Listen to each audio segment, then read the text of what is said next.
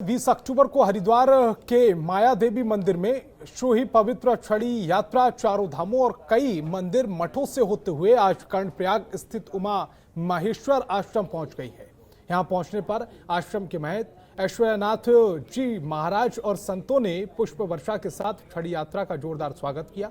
छड़ी यात्रा के कर्णप्रयाग पहुंचने पर उमा माहेश्वर आश्रम के महंत ऐश्वर्यनाथ महाराज ने छड़ी की पूजा अर्चना की और छड़ी यात्रा में सम्मिलित सभापति प्रेमगिरी जी महाराज और छड़ी महंत शिवदत्त गिरी महाराज का टीकाकरण किया। ऐश्वर्यनाथ जी महाराज ने बताया है कि 1100 साल पुरानी परंपरा को पुनर्जीवित करने के लिए साल 2019 में समस्त अखाड़ा और तत्कालीन मुख्यमंत्री त्रिवेंद्र सिंह रावत सरकार के प्रयासों से छड़ी यात्रा की शुरुआत की गई है। छड़ी यात्रा का मुख्य उद्देश्य धर्म स्थापना और पहाड़ की संस्कृति को पुनर्जीवित और पुनर्स्थापित करना ही छड़ी यात्रा का मुख्य उद्देश्य है। चारों धामों को होते हुए आश्रम पर हमारे श्री उमा महेश्वर आश्रम कर्णप्रयाग में आई और हम लोगों ने छड़ी यात्रा में सम्मिलित सभी संत पदाधिकारियों का पुष्प वर्षा के तहत जोरदार तरीके से स्वागत किया एवं उन सभी संतों को दक्षिणा एवं कंबल वितरण के साथ भी उनका बड़े अच्छे तरीके से स्वागत किया।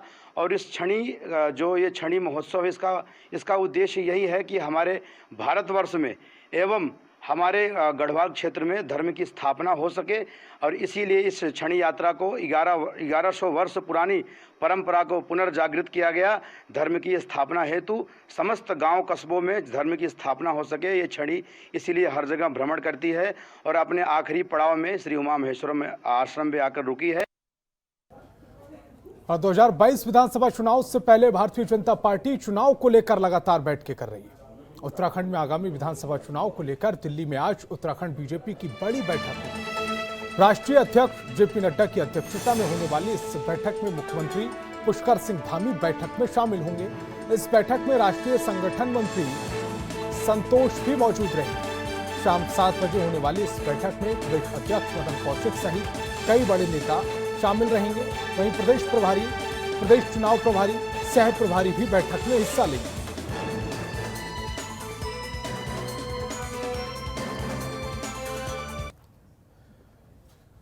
और दिल्ली में आज उत्तराखंड बीजेपी की बड़ी बैठक होने जा रही है। बैठक में विधानसभा चुनाव और प्रधानमंत्री के 5 तारीख के केदारनाथ दौरे की तैयारियों को लेकर चर्चा होगी। चुनाव से पहले उत्तराखंड में बीजेपी की क्या रणनीति है, इन्हीं तमाम मुद्दों पर हमारी संवाददाता ममता चतुर्वेदी ने उत्तराखंड प्रभारी दुष्यंत गौतम से खास बातचीत की है। उत्तराखंड में विधानसभा चुनाव है, ऐसे में भारतीय जनता पार्टी की तैयारियां जोरों पर है। इस पर बातचीत करने के लिए आज हमारे साथ मौजूद हैं भारतीय जनता पार्टी से राज्यसभा सांसद और उत्तराखंड प्रभारी दुष्यंत गौतम जी। बीजेपी पूरी तैयारियों में हमेशा से ही रहती है, लेकिन अब जैसे जैसे चुनाव नजदीक आ रहा है एक बड़ी बैठक होने वाली है, क्या कुछ रूपरेखा उस बैठक की हो सकती है? देखिए, भारतीय जनता पार्टी पारिवारिक पार्टी नहीं है कि एक घर से आदेश आएगा और सब चल निकलेंगे। हमारे यहाँ बराबर विचार विमर्श होता है, लगातार हम बैठते रहते हैं और जब चुनाव आता है जल्दी जल्दी बैठते रहते हैं।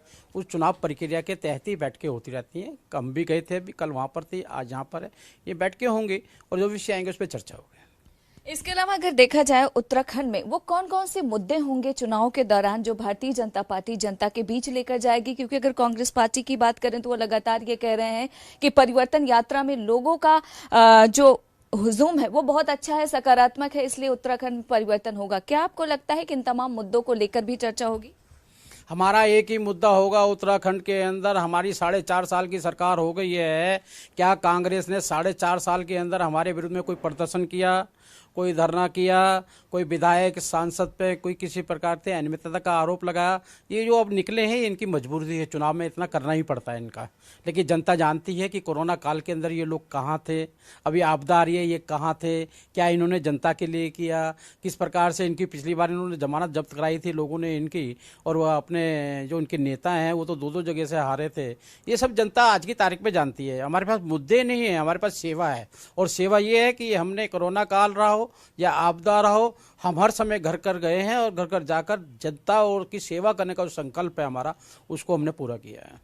अगर तीर्थ स्थानम बोर्ड की बात करें तो उसको लेकर तीर्थ पुरोहितों में नाराजगी साफ तौर पर देखने को मिली। हालांकि उनको पुष्कर सिंह धामी की तरफ से आश्वासन मिला था, पूर्व सीएम ने भी आश्वासन दिया था, लेकिन उनकी नाराजगी है। बताया जा रहा है कि आने वाले समय में हकूकधारी केदारनाथ को देंगे। क्या आपको लगता है कि बीजेपी पर इसका नकारात्मक असर पड़ सकता है अगर वो माने नहीं, खासतौर पर चुनाव में? देखिएगा, भारतीय जनता पार्टी के वैचारिक और सैद्धांतिक तौर पर हम जनमानस की आवाज़ को लेकर आगे बढ़ते हैं। त्रिस्थानन बोर्ड पर जो लोगों ने कहा था उस प्रकार से हम इन्हें कमेटी बना दी है। कमेटी का जो निर्णय होगा वो इन सब त्रिस्थान से जुड़े हुए लोगों को भी उसमें जुड़े हुए हैं। जो भी निर्णय वो दोष देंगे, लोकतंत्र है यहाँ पर, कोई परिवार और ऐसे नहीं है कि कोई भी आदेश दे देगा। जो वो निर्णय करेंगे उसमें सबकी सहभागिता होगी। आखिरी सवाल, प्रधानमंत्री नरेंद्र मोदी भी उत्तराखंड का दौरा करने वाले हैं, उनका दौरा कितना महत्वपूर्ण है? वो शिव भक्त हैं, शिव जी के प्रति उनकी आराध्य हैं और वो 5 तारीख को वहाँ पर जाएंगे और जाकर नमन करेंगे जो उनकी रूटीन में है वो। और मुझे लगता है भगवान शिव का आशीर्वाद लेकर, भगवान शिव जैसा एक धार्मिक प्रांत चाहते थे, जैसा उत्तराखंड अच्छा चाहते हैं, देवभूमि है, भगवान शिव उनकी भी बुद्धि ठीक करेगा। जो कहते हैं देवियों की शक्ति कम हो गई है, उनकी बुद्धि भी ठीक करेगा ताकि वो देवीय शक्ति को मान के चलें। उनकी बुद्धि भी ठीक करेगा जिन्होंने कुंभ को के माध्यम से अपने उत्तराखंड को बदनाम करने का काम किया। कहा कि कुंभ से कोरोना फैला है, हम कहते रहे चीन से फैला है, वो कहते रहे नहीं कुंभ से फैला हुआ है। ऐसी अनेकों अनेक चीज़ें हमारी संस्कृति का किस प्रकार से उन्होंने हनन किया, उसका सबके लिए भगवान शिव से प्रार्थना करेंगे और पुनः हमें सेवा का मौका दें। वक्त देने के लिए शुक्रिया। तो आप सुन रहे थे दुष्यंत गौतम जी को, जिनका साफ तौर पर कहना है कि भाजपा तो हमेशा से ही चुनावी तैयारियों में लगी रहती है, लेकिन आज की बैठक बहुत महत्वपूर्ण बताई जा रही है। इस बैठक में मुख्यमंत्री भी शामिल होंगे, संगठन महामंत्री BL संतोष समेत तमाम बड़े नेता भारतीय जनता पार्टी के शामिल होंगे। कैमरा पर्सन शेरा सिंह के साथ ममता चतुर्वेदी, जनतंत्र टीवी, दिल्ली। और इंटरनेट सेवाओं के क्षेत्र में उत्तराखंड को बड़ी सौगात मिली है। देहरादून में IT पार्क में स्थापित किए गए राज्य के पहले इंटरनेट एक्सचेंज का केंद्रीय इलेक्ट्रॉनिक्स और सूचना तकनीक राज्य मंत्री राजीव चंद्रशेखर और राज्यसभा सदस्य और भाजपा के राष्ट्रीय मीडिया प्रमुख अनिल बलूनी वर्चुअली उद्घाटन किया है। इसके बाद अब अगला एक्सचेंज नैनीताल में खोला जाएगा। राज्यसभा सांसद अनिल बलूनी ने बीती रात 4 अक्टूबर को राज्य में इंटरनेट सेवाओं की स्पीड का मसला राजीव चंद्रशेखर के समक्ष रखा था। इंटरनेट सेवाओं की हाई स्पीड के लिए राज्य में इंटरनेट एक्सचेंज स्थापित किए जाएं। उत्तराखंड के पहले इंटरनेट एक्सचेंज के उद्घाटन के बाद अब राज्य के हर जिले में एक इंटरनेट एक्सचेंज स्थापित होगा। इसके पर्वतीय और दूरदराज के गांवों में भी इंटरनेट की सुविधा मिल सकेगी।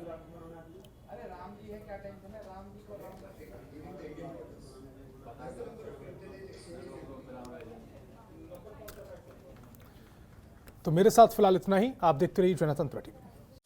खबरों के निष्पक्ष विश्लेषण के लिए सब्सक्राइब करें Jantantra TV and press the bell icon. Never miss any update.